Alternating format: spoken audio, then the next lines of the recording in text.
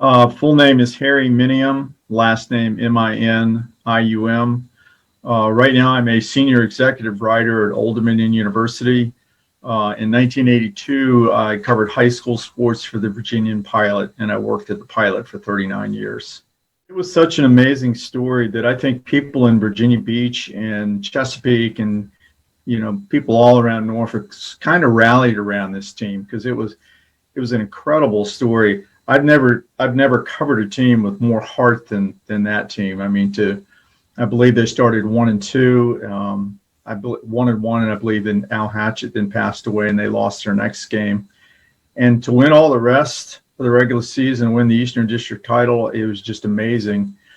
It was a group of working class kids. They weren't very big, like 7 or 8 of them started both ways. It was just amazing to see them play as well as they did, and especially with all the heart they played with. I can't imagine being 17 or 18 years old and losing a teammate and playing as hard and as well as they did. It's the most amazing thing I've seen in my 40-something years as a journalist.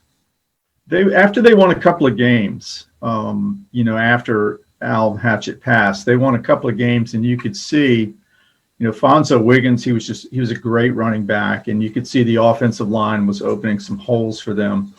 They were gaining their confidence, and you could also see that they were a team on a mission. They were playing for Al Hatchett, and a couple of 2 or 3 games, 2 or 3 victories down the road, I realized this is a team that could do great things. Now, a lot of people didn't agree with me. A lot of people thought that this is they're not that good. They're not going to do well. And then they went into the playoffs, and they did really well. Pretty sure that game was played at Princess Anne High School, and the place was packed.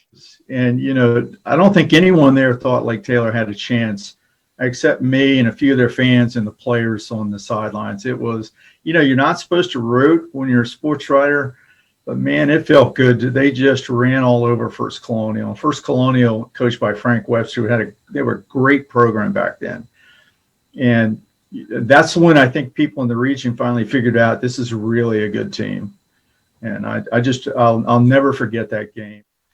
I don't remember the specifics of that week. Quite honestly, it's been 40 years. I do remember him as a guy who was just relentless. He had a tremendous work ethic, and every play for him was a challenge. He didn't sit out a play. He ran all of his routes very hard. He blocked hard.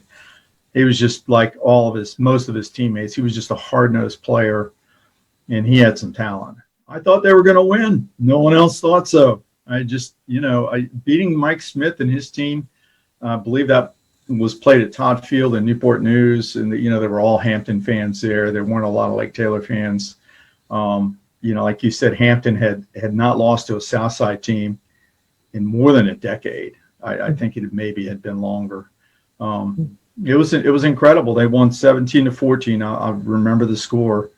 And I remember Mike Smith, who's a good guy and who I've gotten to know since, coming out on the field, and the Lake Taylor coach is shaking his hand, and he's just in shock. And I remember his wife coming out on the field, who I've since gotten to know, just crying her eyes out. It was from that point on, people believed in Lake Taylor, because if you beat Hampton, that to me may have been their best victory this season, beating him.